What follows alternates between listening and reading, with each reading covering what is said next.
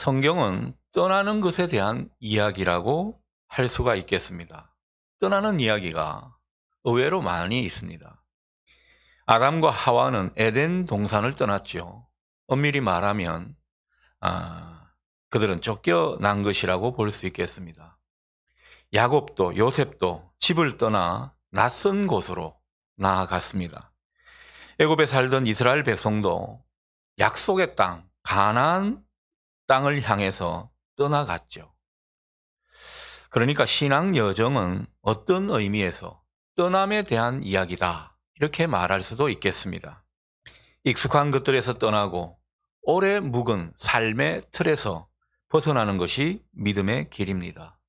내가 주도하던 그런 옛 삶에서 떠나서 주님의 인도함을 받는 새로운 삶으로 점점 나아가는 것, 여러분, 이것이 신앙 여정인 것입니다.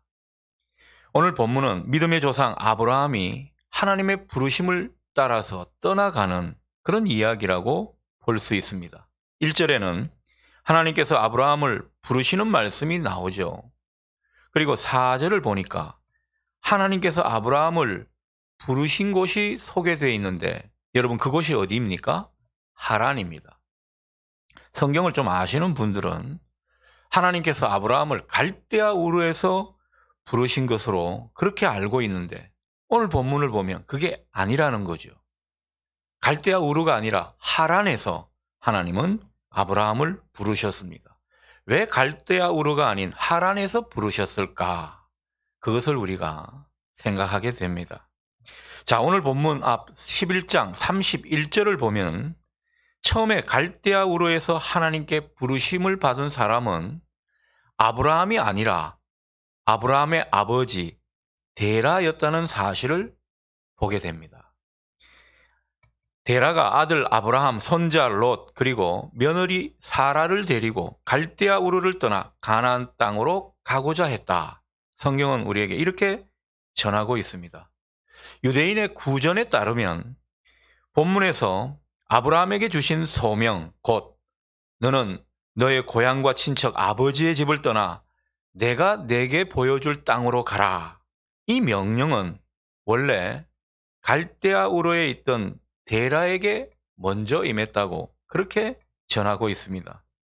자, 그런데 데라는요, 그 부르심에 순종하지 않았고, 그래서 아브라함이 대신 이 순종하는 일을 이어받은 것이라고 할 수 있겠습니다. 그래서인지 성경은 하나님께서 아브라함의 아버지 데라를 부르신 그 장면을 따로 기록해 놓고 있지 않습니다. 데라는 처음에 하나님의 부르심에 순종해서 갈대아 우르를 떠나 가나안 땅으로 향했습니다. 하지만 하란에서 잠시 거류하다가 그곳이 너무 좋아서 그만 거기에 눌러앉아 버렸습니다. 중도에 포기한 것이죠. 사실 그는 처음에 하나님의 부르심을 받고 1000km나 되는 사막길을 걸어가는 이 참 놀라운 순종을 보였던 사람입니다. 하지만 끝내 물 좋고 문명도 발달한 그 하란을 떠나지 못하고 그만 거기에 눌러앉아 정착하고 말았던 것입니다. 그래서 데라는 하나님께 끝까지 순종하지 못하고 중도에 실패한 그런 사람들의 전형으로 소개되고 있는 것입니다. 여러분, 데라가요, 끝까지 순종했더라면 아마도 데라가 믿음의 조상이 되었을런지도 모릅니다. 11장 32절을 보면 데라가 하란에서 죽었을 때 나이가 기록되어 있죠. 몇 세입니까? 205세입니다. 그런데 본문 4절 하반절을 보게 되면 아브라함이 하란을 떠날 때 나이가 75세라고 합니다. 그리고 11장 26절처럼 데라가 아브라함을 70세에 낳았다고 전해주고 있습니다. 자, 그렇다면 여러분에게 묻습니다. 아브라함이 하란을 떠났을 때 데라 나이는 몇 세였습니까? 아마 산수를 잘 못하시는 분은 이게 무슨 소리고 그런 마음이 들 겁니다. 여러분들 표정이 좀 멍한 표정이군요. 이게 쉽게 말하면 이런 거죠. 아버지인 데라와 아들 아브라함의 나이 차이는 70세입니다. 근데 그 아들 아브라함이 하란을 떠날 때가 75세라고 성경은 전합니다. 이 둘을 더하면 데라의 나이가 나오죠. 아브라함이 하란을 떠날 때 나이가, 데라의 나이가 145세입니다. 몇 세에 죽었다고 이야기했죠? 205세입니다. 그러면 데라는요, 아브라함이 떠난 이후에 그 하란, 자기가 좋다고 눌러앉은 그 하란에서 60년을 더 살았습니다. 그런데 성경은요, 이 60년의 삶을 어떻게 평가하는가? 11장 마지막에 데라가 죽고 그 이후에 하나님의 부르심이 아브라함에게 있었던 것처럼 성경은 서술하고 있습니다. 무슨 말입니까? 데라가 순종에 실패해서 자기가 좋다고 여겼던 그 하란에서의 60년간의 삶은 살았으나 죽은 것이라고 성경은 평가하고 있는 것입니다. 영적으로 죽은 삶이라고 하나님이 보셨다는 것입니다. 하나님의 평가가 그렇습니다. 오늘날도 데라처럼 말씀을 따라 살아가다가 중도에 포기하고 순종에 실패하는 그런 신자들이 의외로 많이 있습니다. 하나님이 좀 축복하시고 삶의 환경을 좋게 하시면 그저 여기가 좋사오니 하면서 하나님이 축복하시고 좋게 하신 그 하란 같은 삶의 자리에 안주하고 정착해 버리고 마는 것입니다. 좀 잘되고 잘 나가고 살만하면 하란과 같은 그런 삶에 푹 빠져서 말씀을 붙잡지 않고 말씀을 따라 살아가지 않는 그런 모습을 보이더라는 것입니다. 여러분, 하나님께서 부르시고 하나님께서 작정하시고 축복의 사람으로 살아가도록 하는 사람은요, 말씀에 의지해서 살아가야 할 사람들입니다. 그런 사람들이 말씀을 잊고 세상에 빠져서 거기에 안주하고 그저 세상 일에 분주한 채 그렇게 살아간다면 여러분, 그것은 어쩌면 살아있어도 죽어가는 삶을 살고 있는지도 모릅니다. 하나님이 보실 때 그렇다라는 거죠. 하나님은 우리가 데라가 아닌 아브라함처럼 살기를 바라십니다. 세상에 안주하지 않고 말씀을 따라 하나님과 동행하며 살아가는 그런 인생이 되기를 바라신다는 것입니다. 여러분에게 이런 삶이 더욱 펼쳐지기를 축복합니다. 자, 본문 5절을 봅니다. 아브라함이 하나님의 부르심을 따라 하란을 떠나 가나안 땅을 향해 나아가고 있죠. 마침내 아브라함은 가나안 땅에 들어갔습니다. 이에 하나님께서 아브라함에게 나타나셨다고 성경은 말하고 있습니다. 7절 상반절 보시면 그런 내용이죠. 아브라함이 가나안 땅에 들어오게 되니까 마치 하나님께서 그를 마중 나오신 것처럼 나타나시는 모습입니다.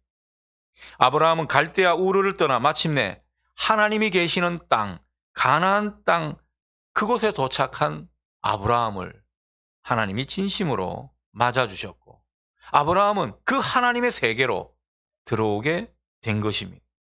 여러분, 하나님이 우리를 부르셨다는 것은 하나님의 세계로 초청받은 것이라고 할 수 있겠습니다.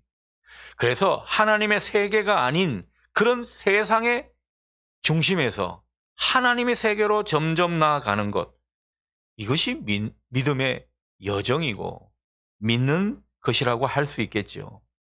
여러분, 믿는다는 것은요, 하나님의 세계에 점점 들어가서 그 하나님과 함께 살아가는 것, 이게 믿음인 것을 여러분 보실 수 있기를 바랍니다. 사실 아브라함의 고향 갈대아 우르는요, 바벨탑으로 상징되는 세상 나라의 전형적인 곳이었습니다. 이 바벨탑이 있었던 곳이 아브라함의 고향 그 지역이었다라는 거죠. 여러분, 바벨탑을 쌓던 사람들로 대표되는 그 세상 나라의 특징, 11장 4절에 잘 소개되어 있습니다. 이런 말씀이죠. 여기 보면 모든 것이 내가 주체입니다. 우리가 주체라는 것을 느끼게 됩니다.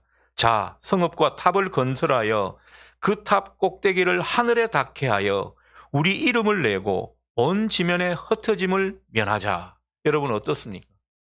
여러분 세상 나라는요, 내 자신, 내가 주체가 되는 나라입니다. 내 이름을 강조하고 있습니다. 내가 할 수 있다라는 거죠. 하늘의 꼭대기에 다다를 정도로 내가 할 수 있다고 믿고 사는 것이 바로 세상 나라입니다. 내가 주인인 세계가 세상 나라인 것입니다. 그러나 하나님의 세계는 어떻습니까? 12장 1절에서 3절 말씀에서 보듯 하나님이 주체입니다. 하나님 나라는 하나님이 중심이 되는 그런 나라가 되겠습니다. 오늘 본문 1절에서 3절 말씀을 제가 읽어보겠습니다. 너는 너의 고향과 친척과 아버지의 집을 떠나 내가 내게 보여줄 땅으로 가라. 내가 너로 큰 민족을 이루고 내게 복을 주어 내 이름을 창대하게 하리니 너는 복이 될지라.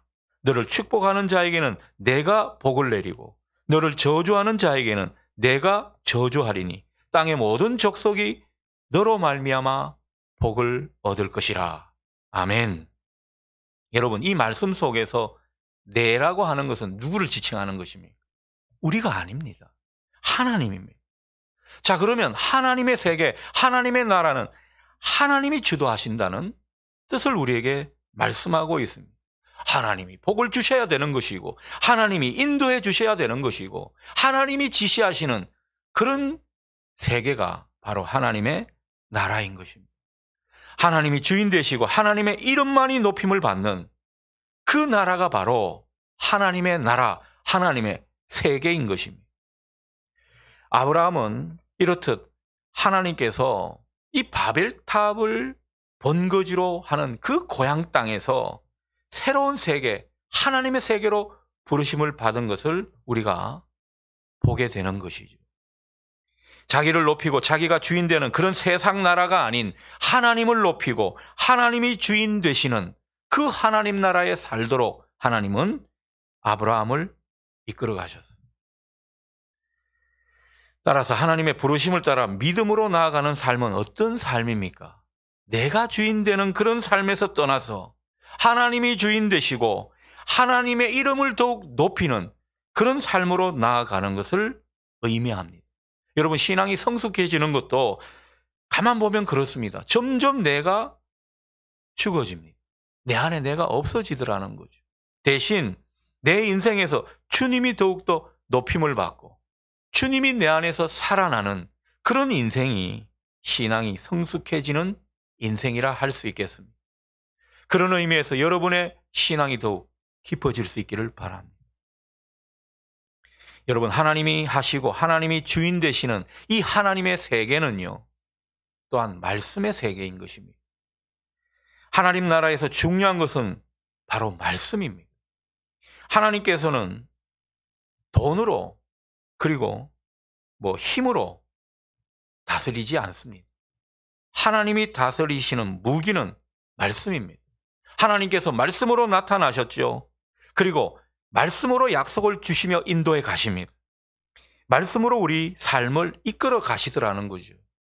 우리가 하나님을 만날 수 있는 길도 기도도 있고 말씀도 있는데 여러분, 하나님이 우리에게 나타나시는 것은 언제나 말씀입니다.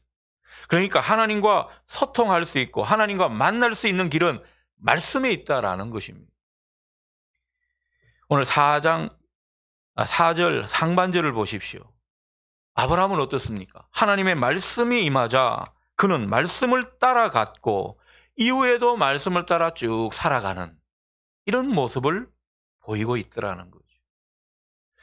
여러분, 낡고 답답하고 소망이 없게 된 모든 것들을 새롭게 하는 것, 바로 말씀인 줄 믿으시기 바랍니다.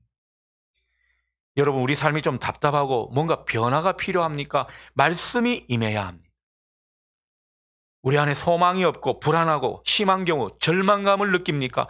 말씀에 붙들려야 한다라는 거죠. 그러한 삶의 자리는 다 말씀을 붙들어야 할 때입니다. 말씀이 임해야 되는 상황인 것이죠. 여러분, 말씀이 임하게 되면 우리 삶에 능력이 나타납니다. 전과 다른 삶을 살아갈 수 있더라는 거죠. 소망이 넘치게 됩니다. 하나님의 사랑도 경험할 수 있습니다. 얼마나 마음이 든든해지는지 모릅니다.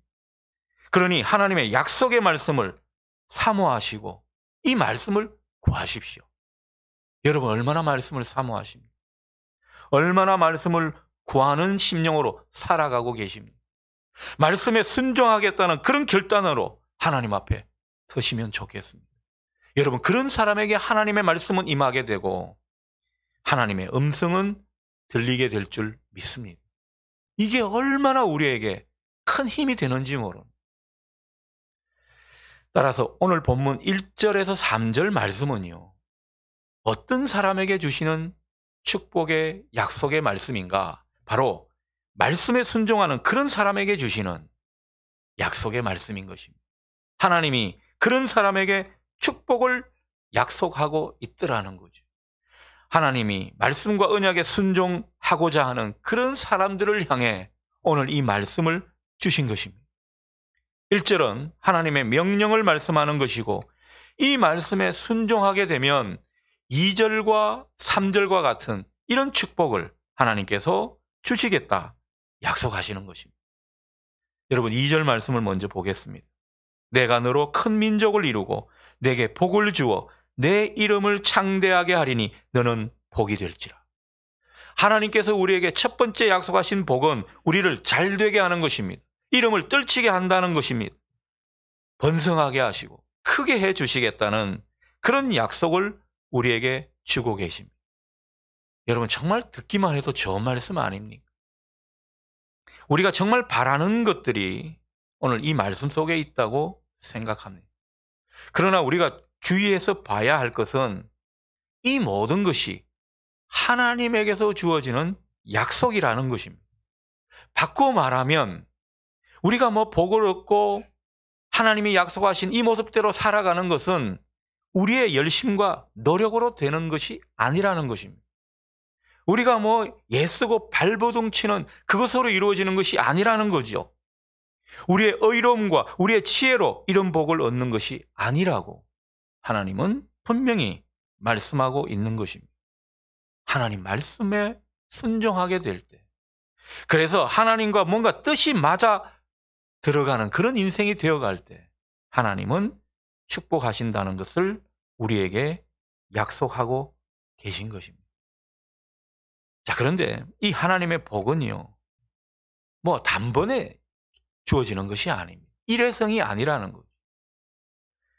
하나님께서 우리에게 한꺼번에 주시는 그런 복이 아닙니다. 하나님께서 말씀하시는 이 복은 쉽게 말해 가랑비에 옷 젖는 것입니다. 가랑비에 옷 젖듯이 지속적으로 우리에게 주어집니다. 그러면서 우리는 그것을 많이 의식하고 느끼지 못할 때가 많습니다. 그런데 지나고 보면요, 하나님이 얼마나 우리에게 복을 주셨는지 알게 되는 복이라는 거죠. 그러니 세상의 복과는 좀 다른 차원을 우리에게 말씀하고 있는 것입니다. 그러니 여러분 인생 가운데 이런 하나님의 복으로 계속해서 점철되는 이 은혜가 있기를 주님의 이름으로 축복합니다. 복에 복을 더하는, 은혜 위에 은혜를 더하는 이런 삶으로 나아가면 좋겠다라는 것입니다. 오늘 3절 말씀은 두 번째 복을 약속하시는데 당신의 백성들을 보호하시겠다는 그 약속이죠. 그리고 복의 통로로 세우겠다는 그런 약속인 것입니다. 우리 3절 말씀을 함께 읽도록 하겠습니다. 너를 축복하는 자에게는 내가 복을 내리고 너를 저주하는 자에게는 내가 저주하리니 땅의 모든 족속이 너로 말미암아 복을 얻을 것이라. 아멘. 여러분, 정말 하나님께서 얼마나 보호하시고 얼마나 동행해 주시는 그런 사람인지 느껴지십니까? 오늘 여기서 말하는 너라고 하는 존재는 꼭 아브라함과 그의 후손만을 지칭하는 말이 아닙니다.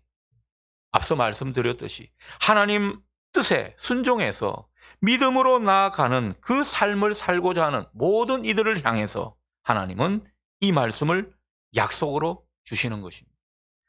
하나님은 당신의 말씀에 순종해서 믿음의 길을 떠나고자 하는 그 사람들을 지켜주실 뿐만 아니라 그들과 함께 하셔서 다른 사람들에게 축복의 전달자 모습으로 살아가도록 붙들어 주시겠다고 오늘 이 말씀을 주시고 약속하시는 것입니다.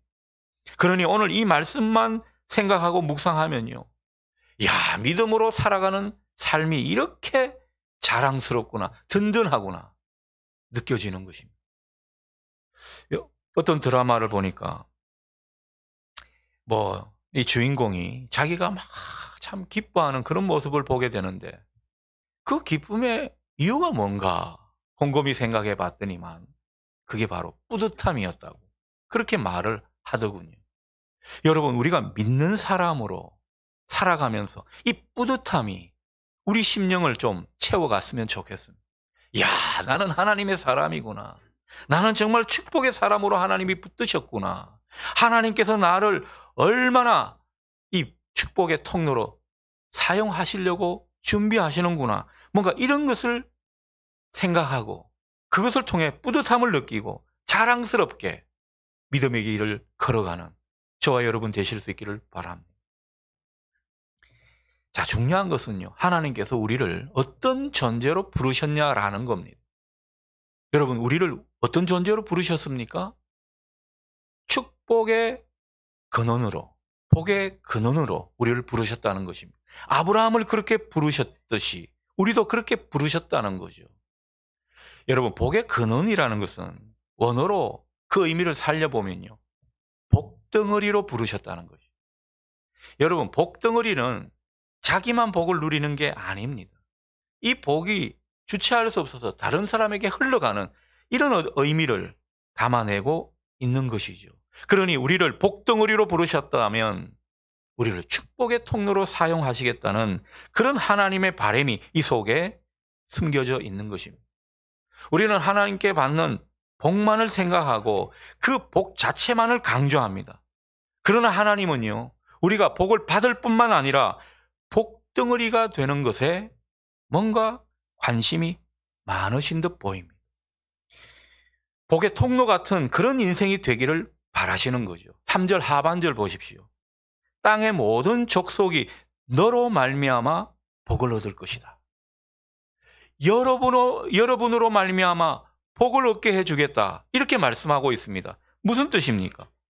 우리가 누군가에게 복이 되어주라는 그런 명령도 이 속에서 하고 계신 것입니다. 우리는 복을 가두는 인생들이 아닙니다. 이 복을 하나님께 받고 흘려보내면서 복을 나누는 사람으로 부르심을 받은 것입니다. 그러므로 흘려보내지 않고 나누지 않는 복은 진정한 축복이 아닙니다. 어떤 분들 보면 교회에서 장로고 권사고 정말 상당한 부자고 또 여러 가지 높은 지위에 있는 분들이 있습니다. 하나님께서 축복을 많이 하신 것이죠. 근데 돌아가실 때 보면 일평생 그 복을 자기한테 아니면 자기 가족들에게만 가두어 놓는 경우가 더러 보입니다. 헌금하는 것도 인색하고 하나님 나라 사업에도 참여하지 않고 나누는 것에도 별로 참여하지 않는 그런 모습입니다. 재능 기부 이런 것도 거의 하지 않습니다. 자, 그렇게 살아간다면 여러분, 그 많은 재산과 소유, 재능 이 모든 것들은 다 진정한 축복이 아닐 수 있습니다. 축복이라고 여겼던 게 오히려 화가 되고 그것이 오히려 불경건과 불신앙의 빌미가 되고 마는 것입니다. 그러니 진정한 축복은 나누고 흘려보낼 때 진정한 복이 된다는 이 사실을 여러분 결코 잊지 마시기를 바랍니다. 별로 아멘을 안 하는군요. 여러분, 마태복음에 보면 예수님의 팔복이 나오죠. 바울은 여기에다가 예수님께서 말씀하신 복 한 가지를 더 추가해서 우리에게 전해줍니다. 소위 구복이죠. 9번째 복이 되는 것입니다. 그게 뭡니까? 오늘 사도행전 20장 35절 하반절에서 확인하게 됩니다. 바울이 에베소 교회 장로들을 격려하면서 이렇게 당부의 말씀을 전하죠. 주는 것이 받는 것보다 복이 있다는 이 예수님의 말씀을 기억하고 명심하십시오. 마지막 말을 이 말로 가름하고 있습니다. 이게 얼마나 중요한지 바울이 에베소 교회 장로들에게 가르쳐주고 있는 것이죠. 여러분, 오늘 이 말씀, 예수님이 친히 하신 이 말씀을 우리도 늘 기억하고 명심하며 살 수 있기를 바랍니다. 주는 것이 복이 있습니다. 나누는 것이 우리의 행복입니다. 하나님의 축복은 흐르게 해야 합니다. 우리는 축복의 통로, 복의 전달자로 살아가기로 다짐하고 부르심을 받은 사람들이라는 거죠. 이 모습이야말로 복된 삶의 모습인 것입니다. 이 축복의 원리를 알고 내가 정말 축복의 통로가 되고자 하나님 앞에 서 있는 자에게, 그리고 나누고 함께하는 것이 진정한 복이라고 믿고 결단하는 그 사람에게 하나님은 진정 복의 덩어리로 붙드시고 사용해 주실 줄 믿습니다. 이런 사람이 하나님께 큰 복을 받는다라는 거죠. 마지막으로 하나님의 약속을 붙들고 길을 떠난 이 아브라함에 대해 생각해 봅니다.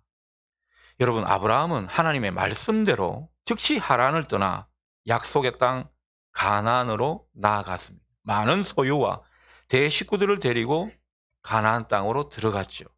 참 부푼 마음으로 들어갔을 것이라 생각이 듭니다. 문제는 아브라함이 거기에 힘들게 도착해서 그 땅을 보니까요, 그 땅에 가나안 사람들이 또 버티고 살아가고 있는 것입니다. 6절 말씀입니다. 약속하신 땅에 도착했는데 거대한 족속이라고 할 수 있는 가나안 사람들이 버티고 있다는 말씀을 전해주고 있는 것입니다. 이에 덧붙여서 사도행전 7장 5절 말씀은 아브라함이 이때 발붙일 만한 땅이 없었다, 그렇게 전하고 있습니다. 여러분, 이때 아브라함이 얼마나 놀랬겠습니까? 얼마나 당황했겠습니까? 얼마나 답답하고 속이 막막했겠습니까?